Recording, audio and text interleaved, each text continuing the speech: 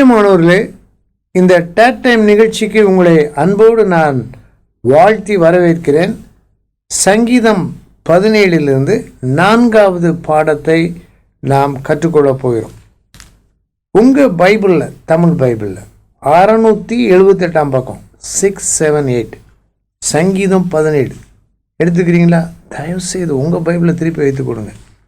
அதில் மேலே நீங்கள் எழுதி கொள்ளலாம் பாதுகாப்பு.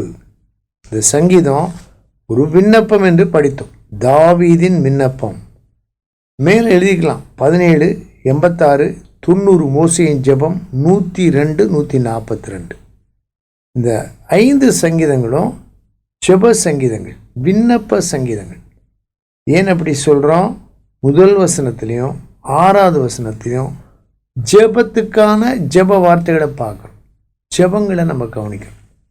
1ஐயும் 5ஐயும் ஒப்பிட முடியாது, 1ஐயும் 7ஐயும் ஒப்பிட முடியாது. ஆனால் 1ஐயும் 6ஐயும் ஒப்பிடலாம். ஆகவே 1 பக்கத்தில் 6, 6 பக்கத்தில் 1 அப்படின்னு எழுதிக்கலாம். இப்போ இந்த சங்கீதத்தை நம்ம வாசிக்க போகிறோம், வாய் விட்டு வாசிக்க போகிறோம். என் கூட சேர்ந்து நீங்களும் சத்தமாக வாசிங்க, ஒரு வார்த்தையை ரசித்து வாசிங்க, கவனமாக வாசிங்க. கர்த்தாவே, நியாயத்தை கேட்டருளும், என் கூப்பிடுதலை கவனியும். கபடம் இல்லாத உதடுகளினின்று பிறக்கும் என் விண்ணப்பத்திற்கு செவிகொடும். உம்முடைய சந்நிதியிலிருந்து என் நியாயம் வெளிப்படுவதாக. உம்முடைய கண்கள் நியாயமானவைகளை நோக்குவதாக. நீர் என் இருதயத்தை பரிசோதித்து ராக்காலத்தில் அதை விசாரித்து என்னை புடமிட்டு பார்த்தும் ஒன்றும் காணாதிருக்கிறேன். என் வாய் மீறாதபடிக்கு தீர்மானம் பண்ணினேன். மனுஷரின் செய்கைகளை குறித்து நான் உம்முடைய உதடுகளின் வாக்கினாலே துஷ்டனுடைய பாதைகளுக்கு விலக்கமாய் என்னை காத்து கொள்கிறேன். என் காலடிகள் வழுவாதபடிக்கு என் நடைகளை உமது வழிகளில் ஸ்திரப்படுத்தும். தேவனே, நான் உம்மை நோக்கி கெஞ்சுகிறேன், எனக்கு செவி கொடுக்கிறீர். என்னிடத்தில் உம்முடைய செவியை சாய்த்து என் வார்த்தையை கேட்டருளும். உம்மை நம்புகிறவர்களை அவர்களுக்கு விரோதமாய் எழும்புகிறவர்களை நின்று உமது வலது கரத்தினால் தப்புவித்து இரட்சிக்கிறவரே, உம்முடைய அதிசயமான கிருபையை விளங்க பண்ணும். கண்மணியைப் போல என்னை காத்தருளும். என்னை ஒடுக்குகிற துன்மார்க்கருக்கும் என்னை சூழ்ந்து கொள்கிற என் பிராண பகைஞருக்கும் மறைவாக உம்முடைய செட்டைகளின் நிழலிலே என்னை காப்பாற்றும். அவர்கள் நினம் துணி இருக்கிறார்கள், தங்கள் வாயினால் வீம்பு பேசுகிறார்கள். நாங்கள் செல்லும் பாதைகளில் இப்பொழுது எங்களை வளைந்து கொண்டார்கள். எங்களை தரையிலே தள்ளும்படி அவர்கள் கண்கள் எங்களை நோக்கி கொண்டிருக்கிறது. பீறுகிறதற்கு ஆவலுள்ள சிங்கத்துக்கும் மறைவிடங்களில் பதிவிருக்கிற பால சிங்கத்துக்கும் ஒப்பாயிருக்கிறார்கள். கர்த்தாவே, நீர் எழுந்திருந்து அவனுக்கு எதிரிட்டு அவனை மடங்கடியும். கர்த்தாவே, என் ஆத்துமாவை துன்மார்க்கருடைய கைக்கு உம்முடைய பட்டயத்தினால் தப்புவியும். மனுஷருடைய கைக்கும் இம்மையிலே தங்கள் பங்கை பெற்றிருக்கிற உலக மக்களின் கைக்கும் உம்முடைய கரத்தினால் என்னை தப்புவியும். அவர்கள் வயிற்றை உமது திரவியத்தினால் நிரப்புகிறீர். அவர்கள் புத்திர பாக்கியத்தினால் திருப்தி அடைந்து தங்களுக்கு மீதியான பொருளை தங்கள் குழந்தைகளுக்கு வைக்கிறார்கள். நானோ நீதியில் உம்முடைய முகத்தை தரிசிப்பேன். நான் விழிக்கும்போது உமது சாயலால் திருப்தியாவேன். பார்த்தீங்களா? இந்த மாதிரி தான் பைபிள் வாசிக்கணும். ஒரு சங்கீதத்தையாவது இப்படி வாசிக்கலாம். இதே மாதிரி ஒரு 5 முறை வாசிக்கலாம். 15 நிமிஷம் டைம் பிளான் பண்ணி வாசித்துட்டு திருப்பி பார்க்குறது, திருப்பி வாய்விட்டு வாசிக்கலாம். புதுசாக ஆண்டவர் உங்களுக்கு கற்றுக் கொடுப்பார். இப்படி சத்தமாக வாசிக்கும்போது முழு மனதோடு, முழு பலத்தோடு, முழு இருதயத்தோடு தேவனை நீங்கள் நேசிப்பதனால வசனத்தையும் நேசிக்கிறீங்க. ஆண்டவருடைய சத்தம் உங்களுடைய சத்தத்து மூலமாக உங்கள் உள்ளத்திலே கேட்க முடியும். நீங்கள் ஒரு தீர்மானம் பண்ணலாம். வேதத்தை வாசிக்கும்போது வாய் விட்டு வாசிப்பேன், சத்தமாக வாசிப்பேன். நான் 1-2 பேரை பார்த்துருக்கேன். ஒரு வாலிபனாக இருக்கிற ஒரு தம்பியை பல ஆண்டுகளுக்கு முன்னாடி சந்தித்தேன். ஒரு ஏர்போர்ட்டுக்கு வழி அனுப்ப வந்திருந்தார். அங்கேயே சத்தமாக வாசித்து கொண்டு இருந்தார். ரொம்ப சந்தோஷமாக இருந்தது. தேவனுடைய வார்த்தை மேலே அவ்வளவு பிரியம். சத்தமாக எல்லாம் இருக்காங்க, ஆனாலும் சத்தமாக வாசிட்டு இருந்தார். நான் பல முறை சத்தமாக வாசிக்கிறதுக்கு எல்லாரையும் உற்சாகப்படுத்துகிறேன். நீங்களும் வாசிக்கலாம், இதை மாதிரி வாசிக்கலாம், இன்னொரு முறை வாசிக்கலாம். அந்த சங்கீதத்தை பற்றி ஒரு ரிவிஷன். இது பாதுகாப்பின் சங்கீதம், ஒரு விண்ணப்ப சங்கீதம். இதில் யாரெல்லாம் பார்க்குறோம்னா தேவனை பார்க்குறோம். தேவன், கர்த்தாவே என்ற வார்த்தைகள், என்னை, அதை மாதிரி நான். இது 21 தடவை வருது. உம்மை, உம்முடைய, அது ஒரு பலமுறை வருது. இந்த நோட்ஸ் பாருங்கள், ஸ்டாட்டிஸ்டிக்ஸில் பாருங்கள். பாதுகாப்பின் வார்த்தைகள், அதை பார்க்குறோம். 4ஆம் வசனத்தில் மட்டும் துஷ்டனுடைய பாதைகளுக்கு என்னை காத்து கொள்கிறேன். எப்படி தாவீது தன்னை காத்து கொள்கிறான்னு அப்படி ஒரு வார்த்தை சொல்கிறார். இப்படி தான் கவனமாக நுணுக்கமாக பார்க்கணும். இது எப்போ வரும்னா பலமுறை வாசிக்கும்போது தான் வரும். இப்போ இந்த இடத்துல மட்டும் என்னை காத்து கொள்கிறேன். தேவன் தான் காத்து கொள்கிறார், ஆனால் என்னை காத்து கொள்கிறேன்.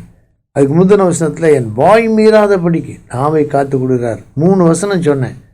39:1-3, நீதிமொழிகள் 17:3, சங்கீதம் 141:3. பல வருஷத்துக்கு முன்னாடி ஒருத்தர் சொல்லிக் கொடுத்தார். 141:3 சங்கீதத்தில் என்ன தெரியுமான்னு கேட்டார். தெரியாதுன்னு. 2ஐயும் கூட்டுங்கன்னார். எவ்வளோன்னு சொன்னேன். 144. தெரியாது உங்களுக்கு 144 தடை உத்தரவு. உதடுக்கும் நாவுக்கும் தடை உத்தரவு போடுங்கன்னார். Praise the Lord. 50 வருஷம் ஆக போகுது, மறக்கவே இல்லை. நீங்களும் மறக்காதீங்க. அப்பப்போ தடை உத்தரவு போடுங்க. ஒரு மாதிரி கலக்கமாக இருந்தால் உடனே போலீஸ் தடை உத்தரவு போட்டுருவாங்க. எதுக்கு? பாதுகாப்புக்காக. நம்ம அடிக்கடி 144 போட்டுக்கணும். நம்ம நாவுக்கு, உதட்டுக்கு சேஃபாக இருக்கலாம், அமைதியாக இருக்கலாம், போராட்டம் இல்லாமல் இருக்கலாம்.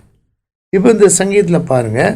இந்த சங்கீதத்தில் துன்மார்க்கர், அது பக்கத்தில் ஒரு கருப்பு கலர் ஸ்மால் இன்டு மார்க், பாவத்தை குறிக்குது. பகைஞர், அப்புறம் விரோதமாய் எழும்புகிறவர்கள்.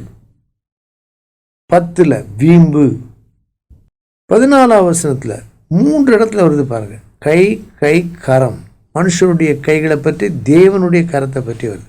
இப்படி தான் நுணுக்கமாக நம்ம பார்க்க வேண்டும். 12 சிங்கத்தை பற்றி பார்க்கணும்.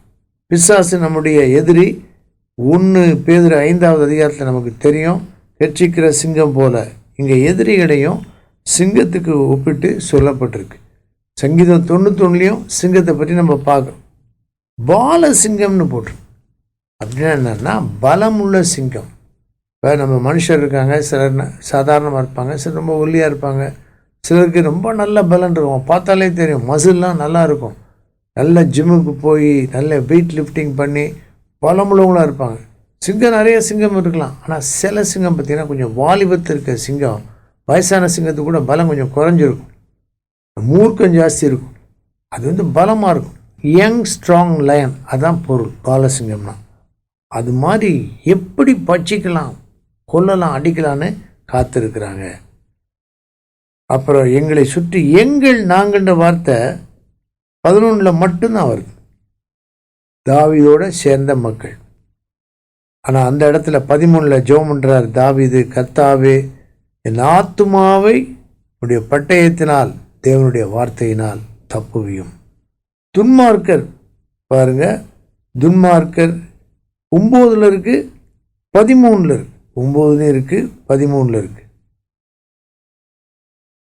4ஆம் வசனத்திலையும் துஷ்டன், துன்மார்க்கன் ஒரே பொருள். துன்மார்க்கருடைய வழியில் நடவாமலும், அந்த இடத்துல சங்கீதம் 1:1 நான் என்னை காத்துக்கொள்கிறேன். இப்படி சங்கீதத்தை ஒப்பிட்டு படிக்கலாம். இப்பொழுது கடைசி வசனத்தை பார்க்க போகிறோம். என் கூட சேர்ந்து வாசிங்க.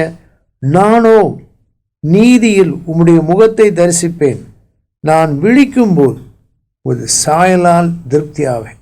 இது ஒரு அழகான வசனம். இதை எப்படி வேத பண்டிதர்கள் சொல்கிறாங்கன்னா, இந்த வசனம் உயிர்த்தெழுதலை குறிக்குது. அதனால் நீங்கள் என்ன பண்ணலாம், இங்கிலீஷில் ஆர், கேபிட்டல் ஆர் எழுதிக்கொள்ளலாம். ஆர்னா ரிசரக்ஷன்.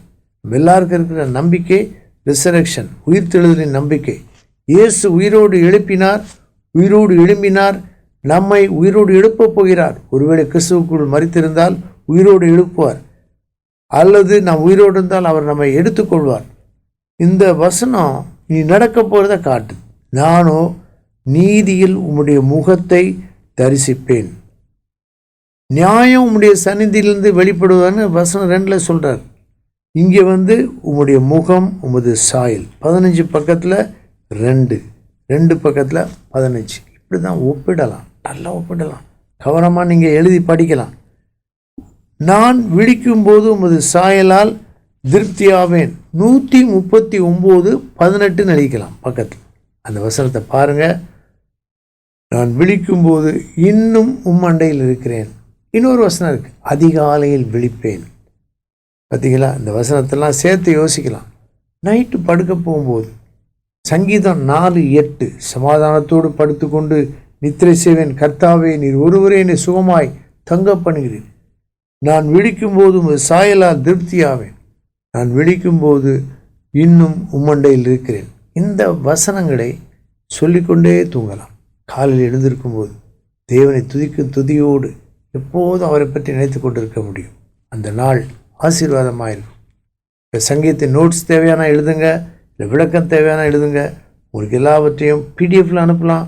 உங்களுடைய அட்ரஸை கொடுத்தீங்கன்னா, அட்ரஸ் எழுதுனீங்கன்னா நோட்ஸ் உங்களுக்கு அனுப்பி வைக்கலாம். இப்பொழுது நாம் ஜெபிப்போம். அன்பின் தகப்பனே, எங்களுக்கு கொடுத்த நல்ல வார்த்தைகள், உட்கருத்துக்கள், வெளிச்சத்துக்காக நன்றி சொல்கிறோம். இந்த நிகழ்ச்சிகளை பார்க்கிறவர்களை கர்த்தர் ஆசீர்வதித்து உங்களுடைய முகப்பிரகாசத்தை அவர்களுக்கு அருளி செய்வீராக. தங்களுடைய இருதயத்தை காத்துக்கொள்ள, தங்களுடைய வாய் உதடு நாவை காத்துக்கொள்ள, அவருடைய ஆத்துமாவை கர்த்தர் காத்துக்கொள்ள நாங்கள் மன்றாடி செபிக்கிறோம். சத்ருவின் எல்லா தீங்கான அவருடைய சதிகளுக்கும் தாக்குதலுக்கும் தந்திரங்களுக்கும் ஒவ்வொருவரையும் ஒவ்வொரு நாளும் இயேசுவின் நாமத்தினாலே விலக்கி காத்துக்கொள்ளும். இயேசு இரட்சகர் மூலம் கேட்கிறோம் பிதாவே, ஆமேன். கர்த்தர் உங்களை ஆசீர்வதிப்பாராக.